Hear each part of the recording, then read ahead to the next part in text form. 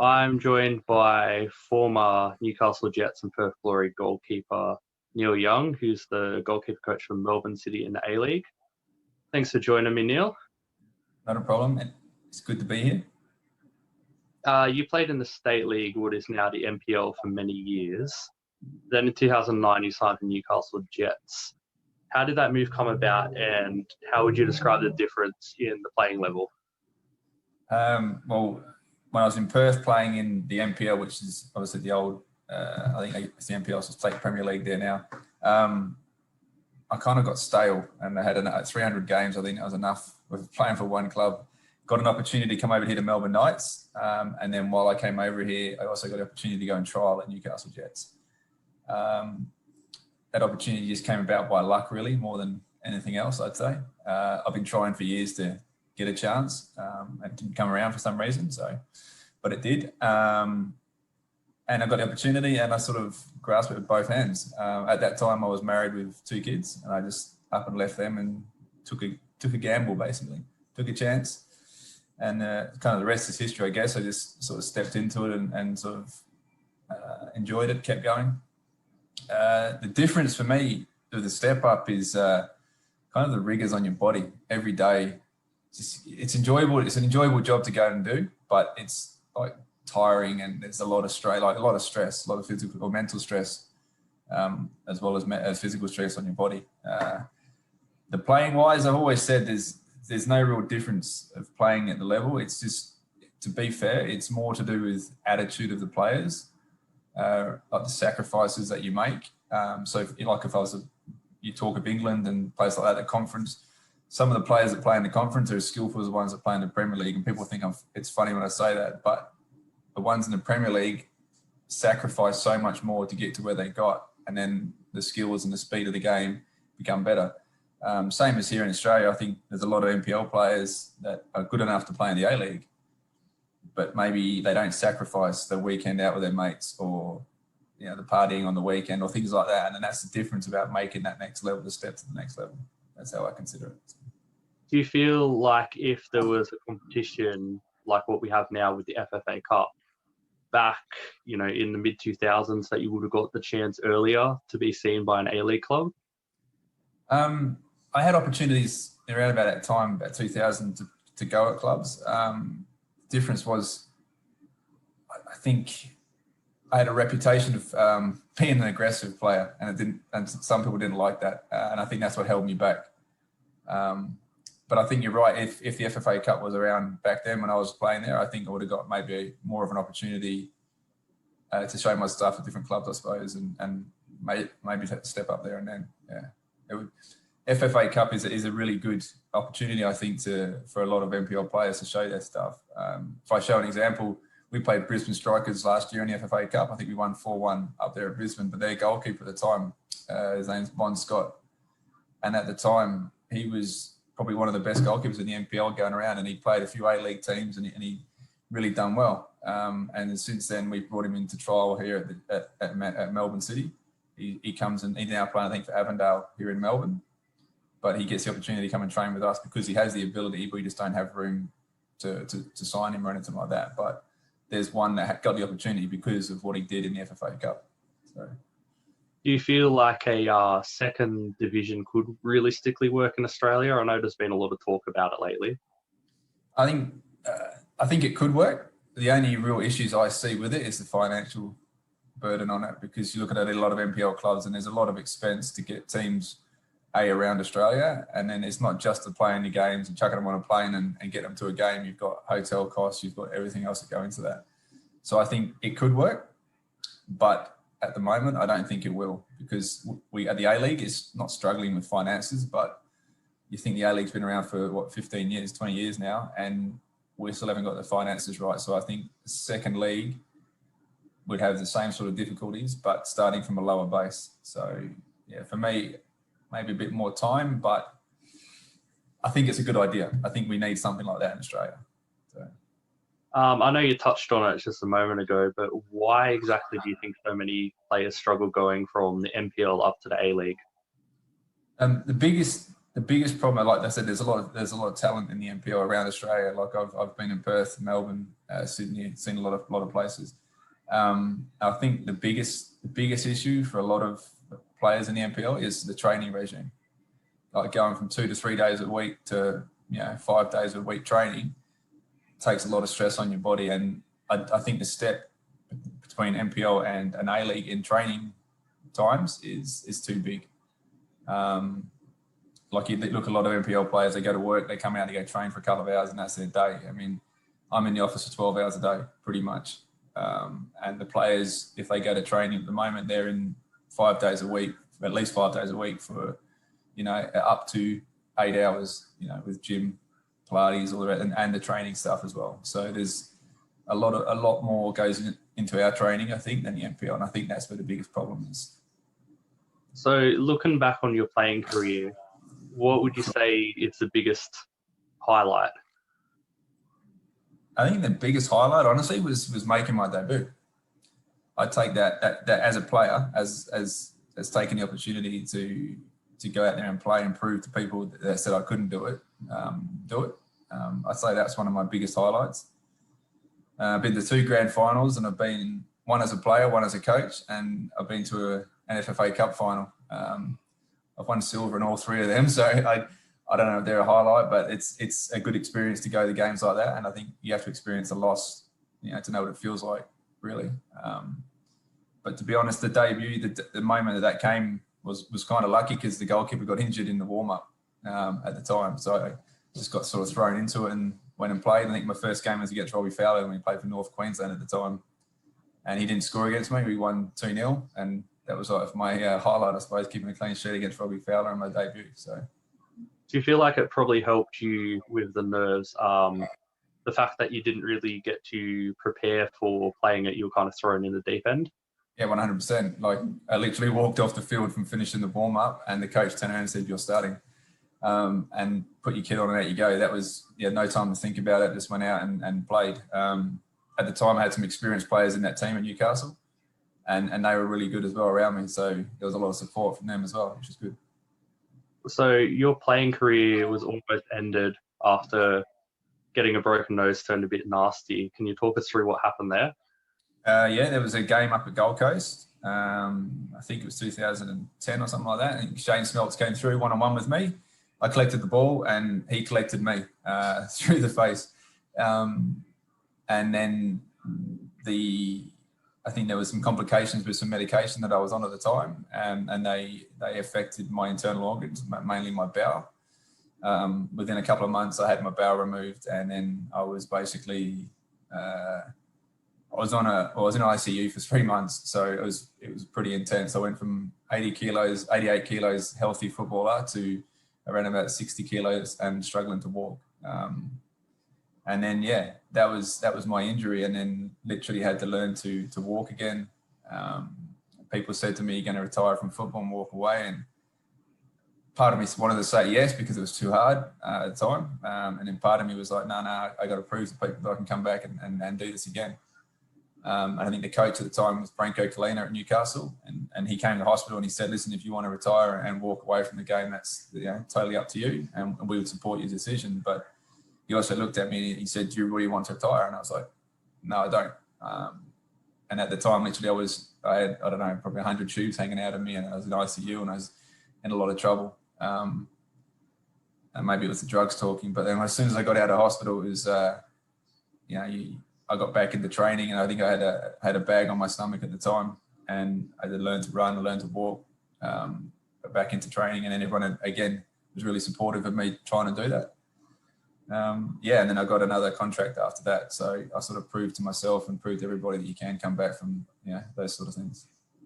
So after playing for your hometown club, Perth Glory, you moved into coaching. Did you find the fact that you were already a member of the squad beforehand made it easier to transition from a player to a coach, or was it the opposite? I'd say it was quite the opposite, because there's rules in football clubs and teams that what's said in the change rooms with the players is sort of kept away from the coaches and everybody else. And then then you're a coach and you're going into the coaches' rooms and there's meetings there's stuff in there that's said that it's kept away from the players. And I remember Ian Ferguson was the coach of Perth Glory at the time. And literally I was training one day and I got pulled in the office and they said, listen, the goalkeeper coach is leaving. He's recommended that you take over. Do you want to take it up and sort of be the coach and second string goalkeeper? And I was like, yeah. I thought about it. It was like, probably another 1 or 2 years as a footballer or probably 20 years as a goalkeeper coach. So that was that opportunity. But then I remember being in one of my first coaches meetings and Ian Ferguson looked at me and he was quite a hard man, Fergie, very blunt. But he looked at me and he said, Young, he said, whatever's said in this room stays in this room. You can't share it with the players. And I paused for a minute, I reckon, and I looked at him and I said, yep, Fergie, I said, but whatever's said in the change rooms to me from the players stays in that room. And Fergie looked at me with a puzzled look on his face and he was like, all right, that's fair enough. I understand where you are with that. But going from playing to coaching for me at Perth was easy in a way, but it was also very difficult because the other goalkeeper at the time was Danny Vukovic. And I was really good friends with Danny Vukovic. I still am good friends with Danny Vukovic. I was actually groomsman at his wedding. So that's how close we were. And the good thing was that he understood the situation, how it worked, me going from player to coach. And he also understood that I'd never coached before. So he was very patient with me and we sat down and had a big discussion about how we were going to go about it. And there was a lot of respect both ways, I think. And I think that helped in a way. And he's a true professional. He will work hard and he'll tell you if you're not doing your job properly. And he helped me that way, I suppose, to learn and to grow as a coach, from day dot. He sort of helped me there. So it was a bit strange, but I think I got respect a lot from the players as well because of how I kept information private from them and from the coaches. So it was interesting. You prefer to, in those big games, be a part of the playing squad or the coaching squad? It must feel a little bit helpless sometimes being a coach and not being able to get in there and play. Yeah, but I've always said since I turned into being coaching, I actually get more of a buzz from being a coach than I ever did as a player. Like at the end of my career when I was finishing up as a player, I remember a few times when I was playing locally in Perth after I'd finished at Perth Glory or in the off season. And I used to look at the time and go, how long left in the game as I was playing? And I was like, I didn't enjoy it. But now I get a buzz out of like seeing, say, Tom Glover at Melbourne City going out and doing well and progressing. And you see things that we work on at training that he does in games and you just go, you've helped him, maybe 1% or 2%, but you've helped him get somewhere. And that, to me, that's the big buzz. Seeing someone like Tom grow and do things you don't expect him to do as well. Like he's as a coach, I think you try to. I always believe that a coach you can help them grow, but they have the ability. You just got to try and suck it out of them, I suppose, and make them believe in what they can do. And I think that's the biggest thing I get from being a coach is seeing someone succeed, but helping them believe in themselves to be able to do that. So to answer your question bluntly, I think I get more of a buzz out of coaching than I ever did as a player. When Tom Glover signed for Melbourne City, he wasn't signed as first choice. It was Dean Bizanis there. His career was, not to sound rude, on a bit of a plateau. He had a failed loan stint in Australia, been released by Tottenham. And at the end of the season, he ended up being one of the best goalkeepers in the league in talk for Socceroos contention. What do you think were some factors behind that radical shift within a season?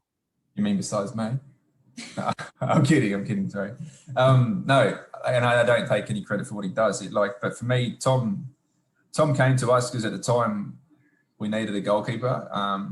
We built a profile. Like when I came to Melbourne City, there was no profile of a goalkeeper. So you would see the goalkeepers that we've had in the past are all slightly different.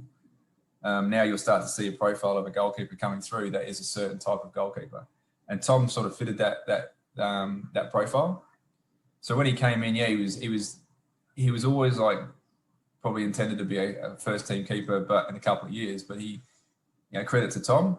Tom is an unbelievable professional. He'll come in on his days off and he'll do extra training. If he's got a weakness in your game, he'll nag me at training and say, "Can we work on this? Can we work on my left foot? Can we work on this? Can we work on that?" So he came. His work rate and his effort and his attitude surpassed any goalkeeper that I've worked with. I was probably besides Danny Vukovic, but he put pressure on Dean from day one. And Dean had his strengths, but Dean had his weaknesses as well. And I think with Tom has his strengths and his weaknesses got stronger. So he was growing and growing, and he started to, become the #1 goalkeeper that he is. And I spoke to goalkeeper coaches in the A-League since we signed him, and they said to me we wouldn't have touched him before he come to Melbourne City. He said, but now everyone wants to sign him. And I think that's a credit to Tom and the work that we've put in together to get him to where he is. And rightly so that he's getting calls to go to the Socceroos, and like he's captain of the 23s. But that's down to Tom's hard work. And the talent that he does have, he spent some time at Tottenham, and he wouldn't have spent that much time at Tottenham if he didn't have the talent or the potential that he has. And now he's starting to believe that he can do things. And he's very driven to be the best of Australia, and then he'll step up and be the best wherever he goes to next. So, yeah. So with your coaching career, it's taken you all across Asia. What differences in the football culture have you noticed, if any, compared to Australia that they have in Asia? Yeah. I started off, I was very lucky with my coaching. As a lot of coaches have to start at the bottom and work their way to the A-League. I fell into a position in the A-League, so I fell into like a top position, I suppose. And the thing that you get from Australian goalkeepers is attitude and hard work most of the time. That's pretty much what they grow up on. Then I spent some time in India, and that was interesting. And I was lucky enough to spend some time at the ISL. And the culture over in India is you've got cricket and you've got football, and they love their football. And the goalkeepers over there that I dealt with, I had an English goalkeeper as my #1, but then I had some Indian goalkeepers down below, and they're very hardworking, athletic, but technically not really there. So there's a lot of differences you have to work with them. But the culture alone was respectful. Like, they respected their coaches, they respected what you told them, whether they liked it or not. They just got on with it. And that's a very interesting place to come and coach, I must say, India. And then moved on to Thailand, and working with the Thai people. Again, they're very technically quite good people, but tactically they don't understand the game. So you've got to teach people slightly differently. But again, I think if you treat people and try to understand their culture, try to treat them correctly and the way that their culture sort of is, respect them, I suppose, in a way, it comes back twofold. And that was my luck when in Thailand. I had some goalkeepers, and when I joined the club, one of the coaches or the officials of the club come to me and said, "You're going to have troubles with our #1. He's very hard-minded. He's very tough." And I sat down with him and I got to know him like I do all my goalkeepers. And at the end, he still is one of my good friends that we got along with. But I respected him for his position and how much time he'd spent in the game, and his attitude and his temperament, I suppose, in a way. And I think because I did that and I understood the cultures and I understand what it meant to him, the relationship built. And again, he was one of the best goalkeepers in Thailand. So I think the biggest thing is when you go to these Asian countries, you have to respect their culture, respect the way that you talk to them. You can talk to an Australian a lot different than you can talk to a Thai. If I raise my voice to a Thai, they don't seem to, they don't appreciate it. If I raise my voice to an Australian, they sort of listen to you a little bit more. I think that's what it is really. It is understanding people's cultures and being respectful. One of the clubs you're at in India was Kerala Blasters back when the ISL was fairly new. What was it like joining such a new league? Did you have any concerns about the stability of the job? That job was an interesting job. It was only for 3 months. That was how long the league ran for. It's not actually a league back then. It was actually a tournament because you can't have 2 leagues running at the same time. So in India at the time, you had the ISL, which was a Super League, and then you had the Indian League, which is the Premier League, which is now the Super League. But back then it was a 3-month tournament, and they brought in big name coaches and players that played in World Cups, and you had superstars from around the world playing. At the time, the assistant coach, Trevor Morgan, at the time was one of my good friends and was my coach when I played NPL in Perth. And he said I needed a goalkeeper coach, so he's the one that sort of brought me over there. Peter Taylor ex-England manager, ex-England coach. He was the head coach, and he'd never met me, but got to work alongside him, and working with someone with that knowledge and experience was amazing. But that tournament was very interesting because you do about 3 weeks of pre-season of all these players coming from all around the world, and they just rock up on your doorstep, and then all of a sudden you put a team together and go and play games, and you're playing every 3 or 4 days. At the time, Kerala, I think, had done well the year in the first season of that tournament, and then we struggled the year after with Peter. But I think the stability of that league at that time there was a lot of money being thrown at that league, so there was no real concerns of the stability of it. And now it's overtaken what used to be the old England Premier League. So it's now the Super League, but it's taken all the other teams and added into it. I think this ability of the way they did things, they threw a lot of money at it, and I think they brought a lot of people and they promoted it really well. I mean, you're playing against people like Nicholas Anelka was one of the coaches, Roberto Carlos was another coach. So you had some really big names out there that were playing at the time and coaching at the time. It was a really good thing to do. As you said, they had a focus on signing big name players. Kerala's biggest name was probably David James. Did you get the opportunity to work with him at all, or was that before or after your time there? That was before me. David James was the keeper/coach in the first season. And the year that I went, I had Stephen Bywater was an ex-England youth keeper, I think he was at the time, ex-West Ham goalkeeper. I had him as my number one, but we had players from Spain that had played in the World Cup, and that was our big players. He never really played too many games. He got injured, so and then we had a couple of Premier League players also in the team. But we didn't have big names. Peter Taylor brought players that would work hard and were from the lower leagues, I suppose, of England. They didn't bring the big names out there. So, in the past season, we've seen a lot of players come from the A-League, particularly Aussies, over to India. What do you think is behind that? I think the way the league was run last season with the COVID issues, and I think the salary cap reductions to some of the players. I think there was a bit of a percentage cut for some of the clubs. I mean, Melbourne City looked after their players. I don't think it took too much of a percentage cut. But a lot of other clubs struggle to pay their players. And I think that's the biggest reason for players going overseas, going to India at that time, because India was offering a lot of money for Aussies to go over there for a short period of time. They're only talking 6-month contracts. So I think that was the biggest thing, the biggest reason for those boys to leave. And you don't blame them, because the stability of our league at the time was up in the air. We still don't know what's going on with Fox at the end of this season. So a lot of money comes in from Fox. So if you've got to look after your career, because it's only short, as soon as you can, I suppose. So, yeah. What was it like being a coach during the time when the league stopped and there was no real time frame on when it would come back? It's difficult. It was really difficult. We love doing what we do, and it was very hard to not be able to do it. Here at Melbourne City, we had there's 3 goalkeeper coaches here at Melbourne City. So I look after the A-League, and then there was 2 other goalkeepers look after the NPL and the academy and the women's teams. So during the COVID period, we all got locked down and we were sort of locked in our houses for a while.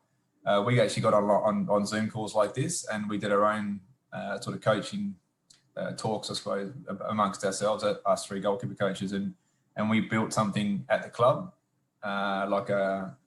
I guess you could call it a profile or a curriculum of how the goalkeepers train, or what that sort of goalkeepers were looking for, why we do it a certain way. Like with Melbourne City, there's a style of play that we have.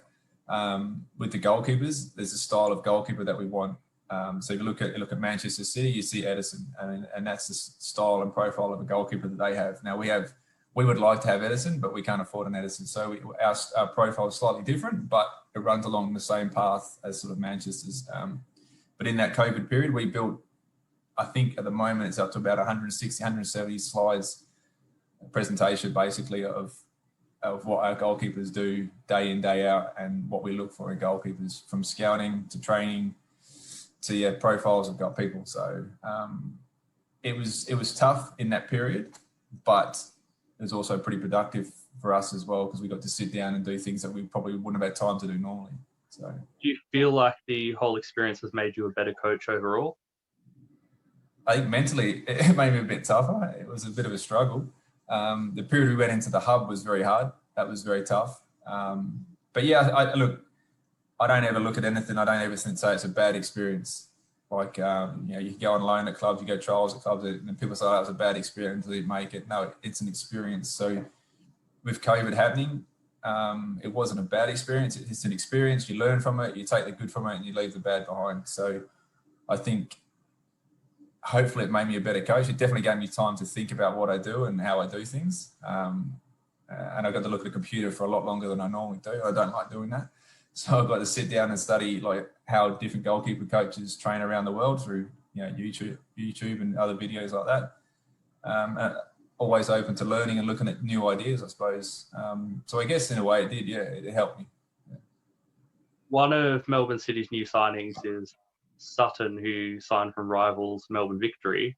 Did you have any say in that signing, or was it purely the City Group's decision? No, like I said, with what we built in that COVID period, we built a scouting program and profiles of goalkeepers that we look for. So every week, every weekend, every opportunity we get, us three goalkeeper coaches at the club, we basically will scout any goalkeeper that we see out in the league. So maybe from under 13s all the way through to A-League, we'll scout goalkeepers and we'll put them into our profile and see what we come up with. Last season, Sutton was of that age group that we were looking for. He fit a lot of our profile, what we're looking for in a goalkeeper. My plan to sign him, if I'm honest, was as a number 3, not a number 2, because of his age and his experience. His ability, potential, I suppose, in a way, is he'll be able to get there with time, but he's never experienced playing in the A-League. We've never seen him play in the A-League. So to put him in as a number 2 is quite tough. So he's finding that, not, I wouldn't say difficult right now, but he's finding there's moments where he's put under a lot more pressure, mentally and physically. And, you know, like he's only young. He's only 20. Is he 20? Yeah, he's 20. That was a bad one. I think he's 20. So he's only young, and then he's got to learn quickly, because as a number 3 goalkeeper, you get left out of a lot of training sessions. As a number 2, you put into like difficult situations. So it was my idea to sign him. I'll take that, but I'll always put my hand up and say I would never signed him as a number 2. So yeah, he was there for a sort of backup and a project, I suppose you would say. All 3 of Melbourne City's goalkeepers are very inexperienced. Tom Glover, the most experienced, only really has half a season of, you know, top flight football under his belt. Do you feel like that has had a negative impact on a young goalkeeper, for example, Sutton, coming in, not having that experience, or do you feel like you can help them through that? No, I think with my life experiences and my playing experience, I help them with that sort of thing. But if I was to look at the group of goalkeepers I have this season compared to the group of goalkeepers I had last season, you know, the other 2 that left the club last year, but the environment that we train in every day is a sort of growing environment. Like it's an enjoyable environment to train in. Last year was a bit different, to put it nicely, but this year the environment that we are. I mean, Tom is a very young goalkeeper. He's 23, but a very mature goalkeeper, and if you were to come and see our training sessions, that the boys are always getting around each other and they're always pushing each other, and it's a very open, and we talk a lot to each other. We show a lot of videos with each other, so everyone gets to learn the same messages at the same time. There's nothing hidden from anybody. The environment that we work in is a very positive environment as well. So I think because we're all young and they're all within 2 to 3 years of each other, you know, if you go down to our 4th keeper that comes to training with us, he's 16. So at the moment we have a 16-year-old, we have an 18-year-old, we have a 20-year-old and a 23-year-old. So they're our 4 main goalkeepers at the club. And I think that age difference actually helps them grow, because they see how each other, they get to push the next one above them. And it's not such a big step. So I mean, if Tom was 30 years of age and Matt was 20, it'd be a lot harder for him to, you know, sort of close that gap, I suppose you would say. But where they're so young and they get along and they can can relate to each other. I think that helps as well in a way. How did your move to Melbourne City come about? It was a good one. I was on a coaching course in Canberra at the time, like doing my licenses. I have to do licenses. So at the time I was working in Thailand at an academy in Buriram. And then I had to come to Canberra to do one of my license, to finish one of my licenses off. And the instructor there at the time said to me, Melbourne City are looking for a goalkeeper coach. Would you like me to put your name forward? And he's put my name forward for a few jobs, which has been nice. And every time he's put my name forward, I got the job on it, luckily enough. But he put my name forward, and a couple of weeks later, when I was back in Thailand, I got a phone call, and it was within a month, I was here in Melbourne. It was pretty easy. I think you get a reputation as a coach, and obviously Melbourne City maybe liked what they saw and gave me an opportunity to come here. So. Do you feel moving up into management in the future is something that you would want to do, or are you happy staying as a goalkeeper coach? I've experienced, I guess, I coached when I'm back in Perth, my NPL side that I played for. I went back there in between jobs and I coached, or managed, I suppose you would say, an under-18s team for their NPL side. And I found it really enjoyable. It's a different feeling than goalkeeper coaching. You have different problems to solve. You have more players to look after. You have more different things to deal with, I suppose. I enjoy the close-knit relationship that we have as a goalkeeper coach. Do I have aspirations to be a manager? No, I don't think so. I'd like to do it, but probably not at the top level. I'd like to do it at like an NPL level maybe, or something like that. And that'd be a good bit of fun, I suppose. But at A-League or higher, probably not. I enjoy being a goalkeeper coach. I enjoy being the head of a department, which we have, like I said, 2 coaches working underneath me. And, I enjoy that situation. I think in the future, when there's an opportunity, maybe is come off the park, but not be a sort of a technical director for goalkeeping, I suppose. So we can overlook whatever we all do and build something like programs and stuff for goalkeepers. But hopefully that's a fair way down the track. But for me, I love my job.